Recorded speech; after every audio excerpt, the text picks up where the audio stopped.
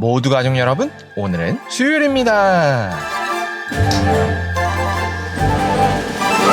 어제 우리가 언제나 꺼내 쓰는 맞는 기도법을 나눴는데요. 좀 해보셨나요? 그래서 오늘은 인간의 힘으로는 할 수 없는 높은 수준의 기도를 나눠보려고 하는데요. 그렇다면 그 기도가 무엇일까요?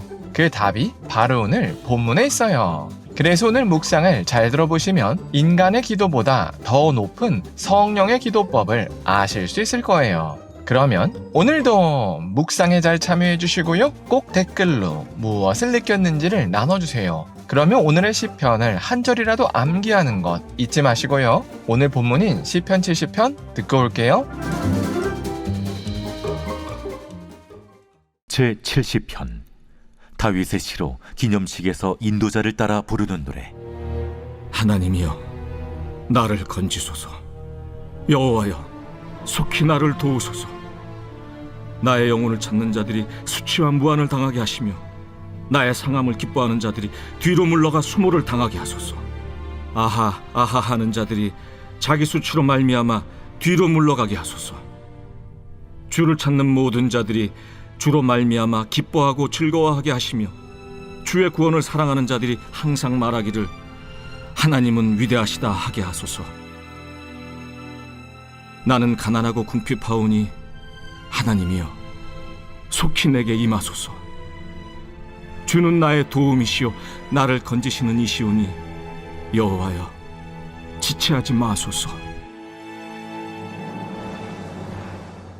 다윗은 위기에 처해 있었습니다. 그래서 그때 하나님을 붙잡았습니다. 그리고 그때의 감정을 바탕으로 오늘 시편을 지었습니다. 그래서 다윗은 1절에서 하나님께 속히 자신을 건져달라고 호소했습니다. 왜냐하면 그만큼 지금의 상황이 힘들고 절박했기 때문이었습니다. 그리고 다윗은 자신의 영혼을 찾는 자들과 자신의 아파함을 기뻐하는 자들과 자신을 비웃는 자들이 오히려 자신을 대신해서 수치를 당하게 해달라고 간구했습니다. 이렇게 다윗은 원수들이 망하기를 구한 뒤에 주를 찾는 모든 자들이 주로 말미암아 기뻐하게 해달라고 기도했습니다. 그래서 이렇게 주의 구원을 사랑하는 자들이 항상 구원받아서 하나님은 위대하시다고 고백하게 해달라고 간구했습니다. 그리고 끝으로 다윗은 자신의 상황이 현재 가난하고 궁핍하오니 속히 구원해달라고 다시 한번 하나님께 간구했습니다.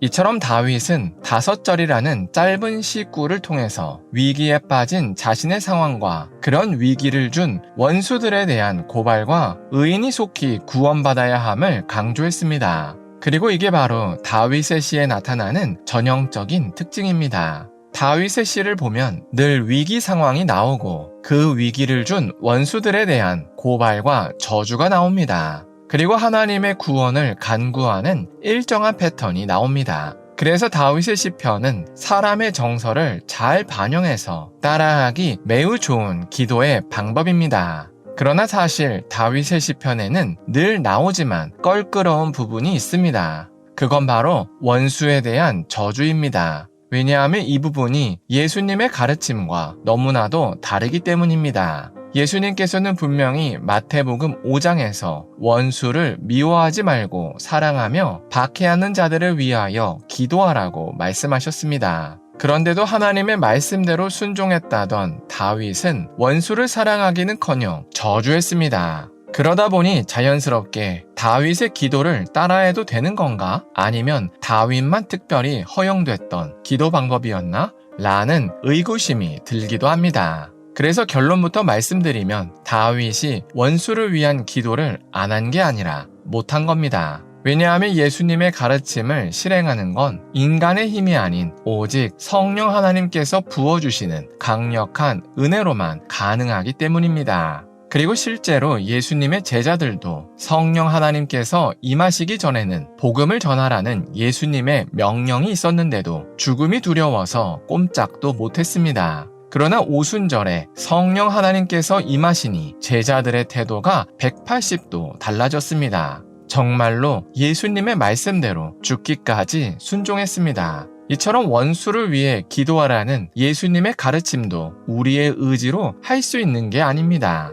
오직 성령 하나님의 은혜가 있어야만 가능한 기도입니다. 그래서 다윗이 한 원수에 대한 저주는 우리에게 더 현실적인 기도 방법입니다. 그런데도 하나님께서 원수를 위해서 기도하라고 가르쳐 주신 이유는 성령 하나님께서 함께 하시는 우리가 다윗보다 더 나은 상태이기 때문입니다. 그래서 이제 우리는 마음의 결단만 하면 원수를 위한 기도를 전심으로 할 수 있습니다. 왜냐하면 우리가 일단 그렇게 기도하려고 하면 성령 하나님께서 우리의 내면에 끊임없는 위로의 은혜와 용서하는 마음을 강력하게 부어주시기 때문입니다. 그리고 이렇게 성령님을 의지해서 기도하는 게 바로 성령의 기도법입니다. 그래서 우리가 오늘 하루를 살 때 기도의 수준을 성령의 기도까지 높였으면 좋겠습니다. 그래서 단순히 누구를 혼내주세요, 그리고 절 도와주세요 와 같은 기도에서 그 원수마저 축복하는 기도의 차원까지 성령님 안에서 높여갔으면 좋겠습니다.